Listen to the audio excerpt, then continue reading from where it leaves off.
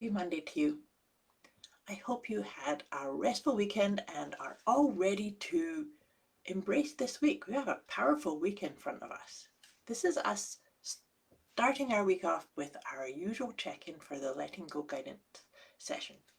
But before we get into what we're going to focus on letting go of, like I just said, this is a very powerful week for us because there's some really big shifts and you may start feeling them already. But tomorrow we have the first quarter moon in the sign of Aries. So that's going to be a lot of, Aries is all about doing and action and getting things done. So it can be a wee bit unpredictable within us. So taking action. However, it's really important to slow things down, to reflect. This phase of the moon it's half and half. It's half lit up and half dark. So this is kind of like the crossroads, a check in to see, are you in alignment with your intentions, with your goals, with, you know, making things happen toward your dreams. Now, the other thing that makes this a really powerful, auspicious week is not only that. So we have the moon in Aries, the sun is going to be in Cancer. So we have fire and water there. So that's what I'm saying is right in the middle.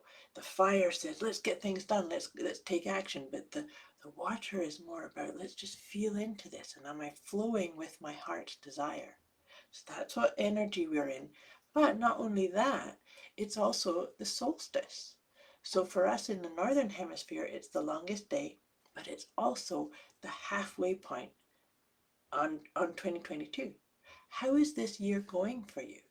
Are you getting into complete alignment with the truth of you, with your intentions, with what you intend to create, to experience, to be, to feel, to gift to everyone around you in this year? How's that going? So that's what I feel like this week is very much about, is just maybe even press pause a wee bit. Just take your time, be mindful, ask yourself these kind of questions. Am I in alignment with what I intend, with what's right for me, with what I wish to share and be? So all that being said, so like I said, solstice tomorrow, the sun in Cancer, and the first quarter moon phase in the sign of Cancer. And all of that to, you know how if you've been watching these with me before, I love how we get some connection between which card we're working through in any given week and what's happening astrologically. And so what we're focusing on letting go of this week is negativity. So, as you do that little pause, that deep dive, I really encourage you to do things like pause, put your hands over your heart, breathe in and out, and just see, are you following the guidance of your heart? There's no right or wrong here, but sometimes, particularly when we have Cancer and Aries, right, we can get into that conflict of feelings and thoughts, feelings and things that you have to do. So we can sometimes listen a wee bit too much to that chattering mind, and that's where the negativity comes from. So let's just see, can we let go of those types of things? Now, of course, if anything that I'm saying to you here is triggering anything or brings anything up that you need some support or guidance on, please let me know. I love to make the whole letting go process as easy as possible. And there's a myriad of ways to let go of something that's not serving you anymore. Sometimes it's just choosing to not speak it or do it anymore.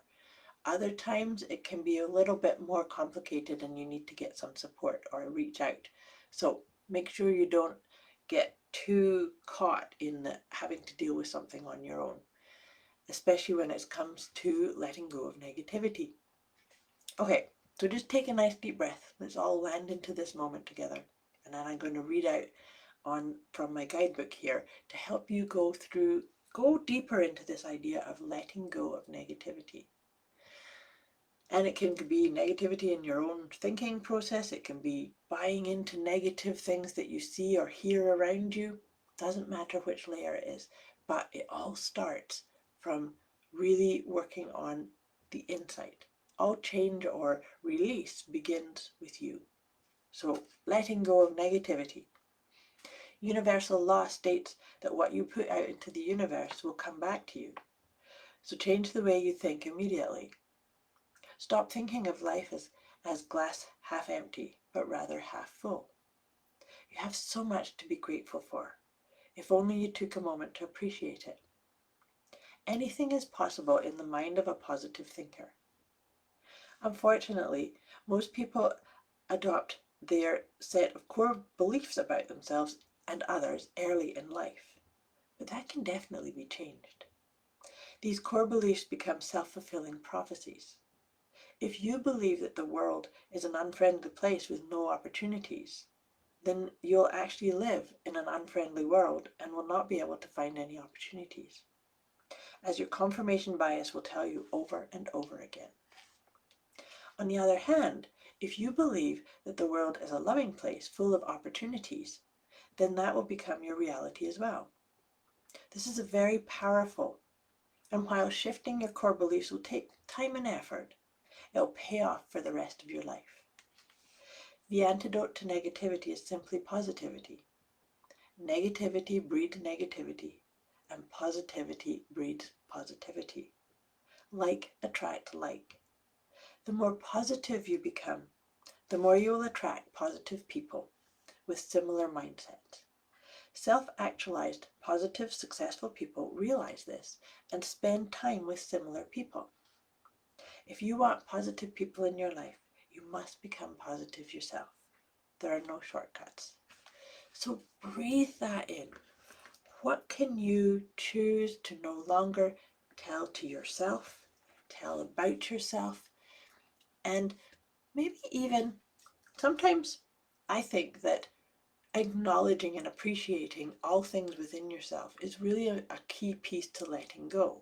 So let's say that you did have a propensity to have a negative reaction to, oh, things just don't work out for me, or that's never going to happen. Let's just say that for argument's sake. If that's the case, that's okay. One of the quickest ways is to just appreciate that within yourself, that up until this point, this is how I've dealt with situations, or this is how I've tended to react in situations, and that's okay. I appreciate all aspects of me, and I choose something different, or I choose to reframe or use positive, uplifting languaging around all aspects of me.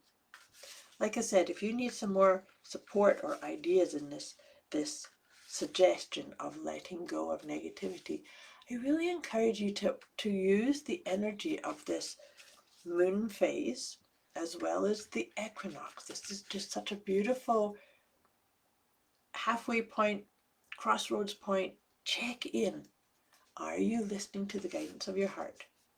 Are you acknowledging and appreciating the thinking mind, the negative stuff, and just saying I choose to go to the right rhythm where I can allow my feelings to come through and be my guidance system and follow the guidance of my heart, which actually aligns with your life purpose. That's one of the best ways to align with your purpose, with your soul's purpose, with your calling. That's really what this is all about, right? Okay, so I was just shuffling my tarot cards. You pull one tarot card and 3 of the Healing with the Angels cards for these sessions. Oh, this is perfect. Look at this. We've got the Hanging Man. I love that one. So the Hanging Man really does speak to this whole thing of watch those thoughts. The symbology of the Hanging Man is that if you want illumination, sometimes you need to look at things from a completely different perspective. Like look at things upside down. The other thing that I always think of when I see the Hanging Man in the tarot is the idea of if I want illumination, then perhaps what I need to do is hang myself upside down and let all of my thoughts just drain out so that I can then be more present to the guidance of my heart. So feel into that too. See, do you need to look at things differently? Do you need to just let those thoughts keep on going and Because here's something to bear in mind when we talk about the conflict that we can sometimes get into from the head and the heart. We can't stop the thinking mind. That's not going to happen. But we can actually turn the volume down, and we can just say, thank you, I'm just letting those thoughts carry on by and not engaging with them or getting caught up in stories that the mind might try and, throw you off with or carry you away with.